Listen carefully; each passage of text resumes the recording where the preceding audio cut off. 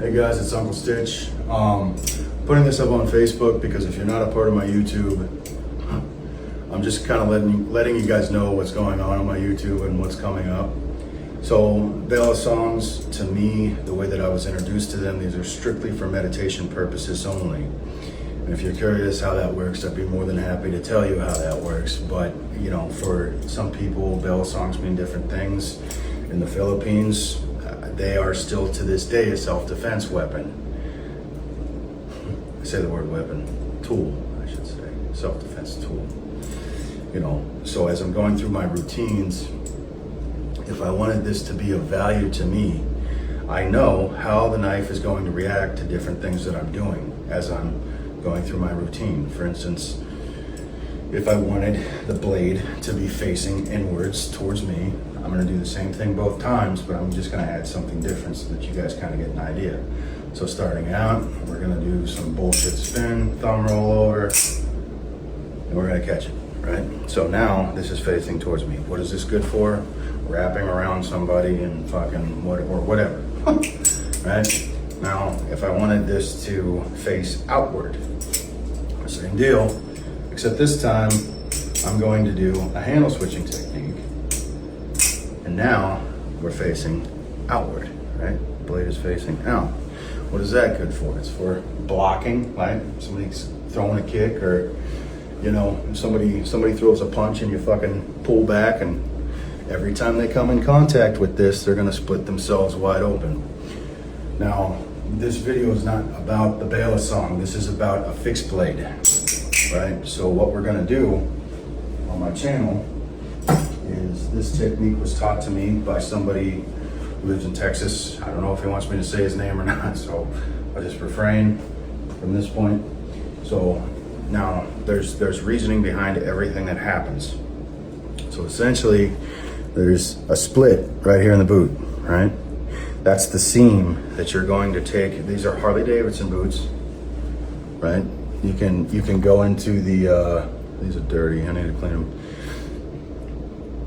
Dealerships, you can go into a dealership, or you can go on, I think they sell them on Amazon. I don't know if they're actually Harley boots or not, but there's a few things that you want to look for. One, you want to look for that seam, and Harley Davidson has always had them. So if you have a 40-year-old pair of boots, you can still do this. And the next thing that you want to look for is the length. What is it that you're trying to carry? This is important because the Buck 119 is very different than the Buck 120 General. For example, the Buck 120 General is like an extra 2.5 inches, I think.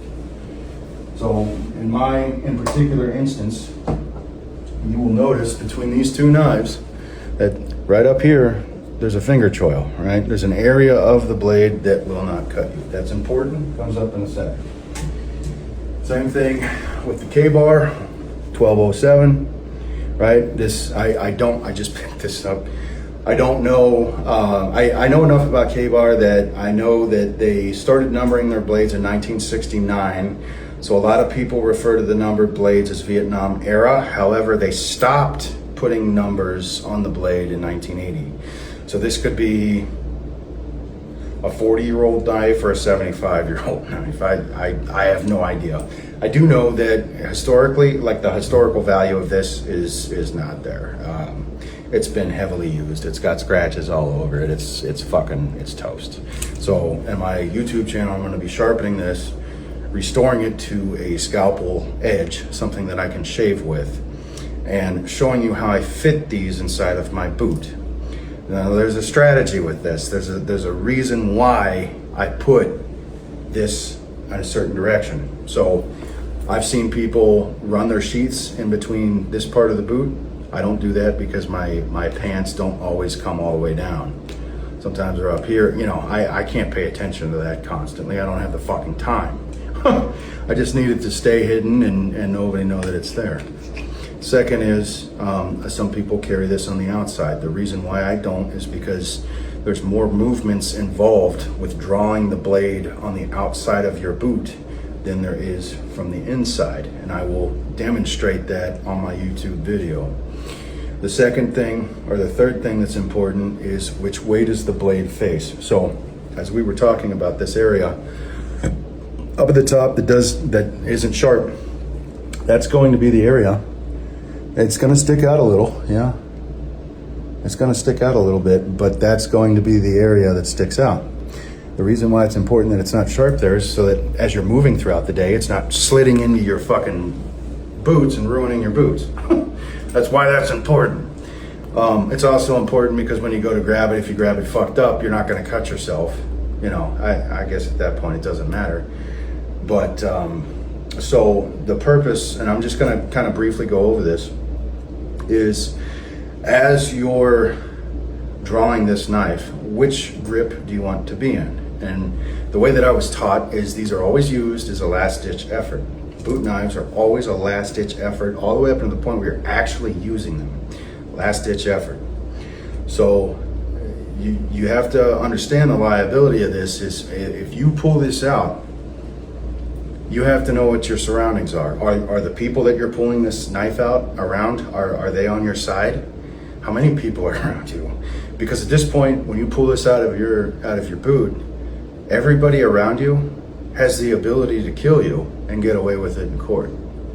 That's the position that you're putting yourself into. So you have to remember that. Not something to do when you're drunk.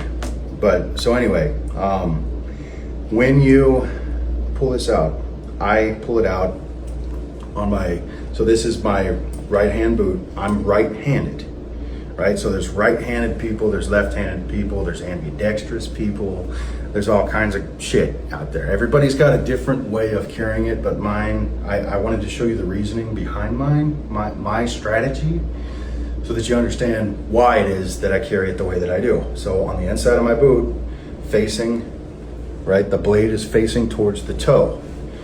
The reason why is because when I lift up my pants and I pull this knife out of my boot, I am now in an inverse grip with the blade facing out in my left hand.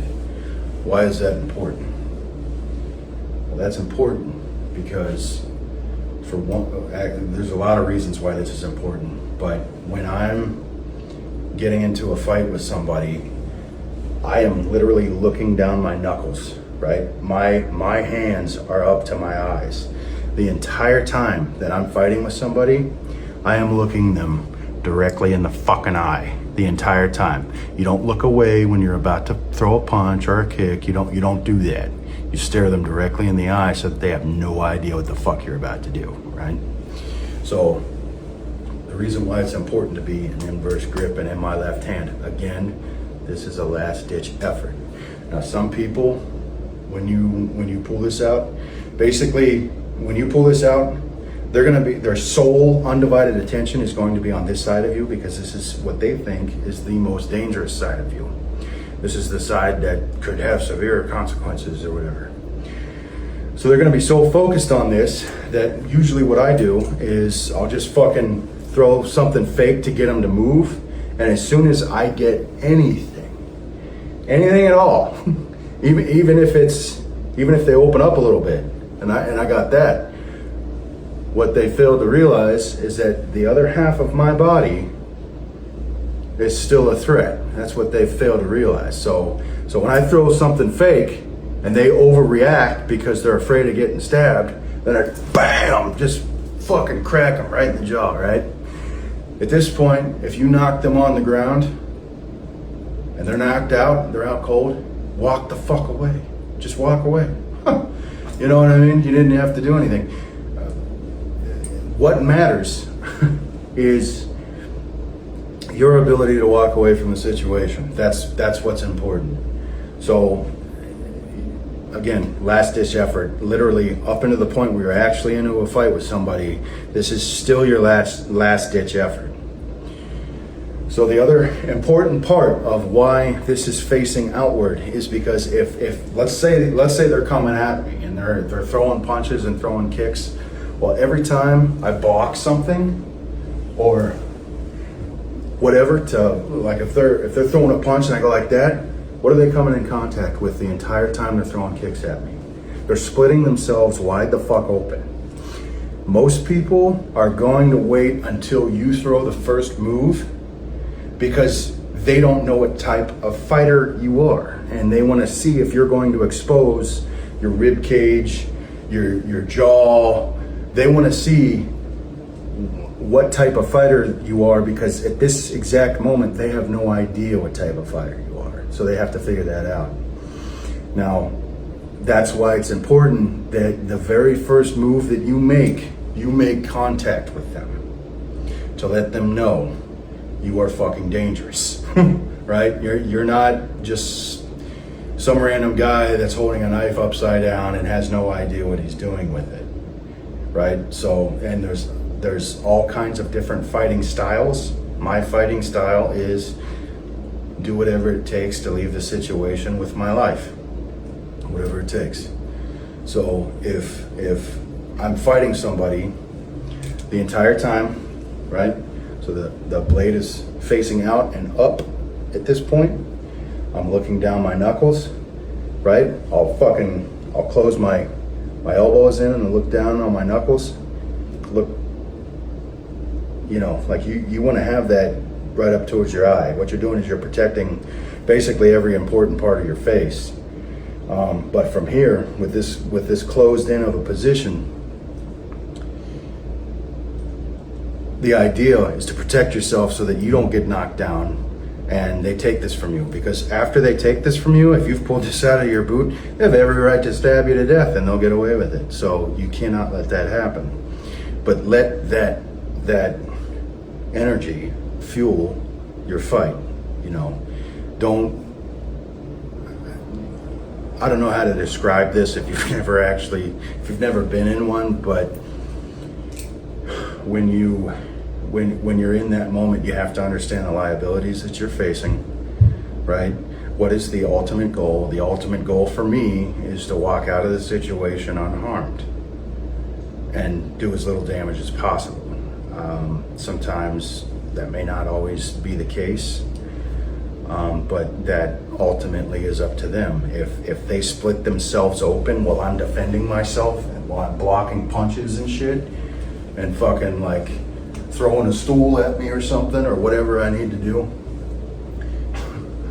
or whatever, then the entire time they're being split open, I'm literally defending myself. So again, last ditch effort. That's what was beat into my brain. This is a last ditch effort thing.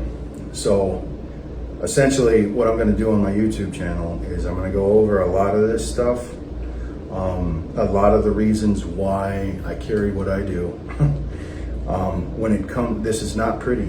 This is not a beautiful knife or anything. Yeah, they're fairly cheap. I think you could probably, I don't know, pick one up for probably $50 or something. You know, they're not that much.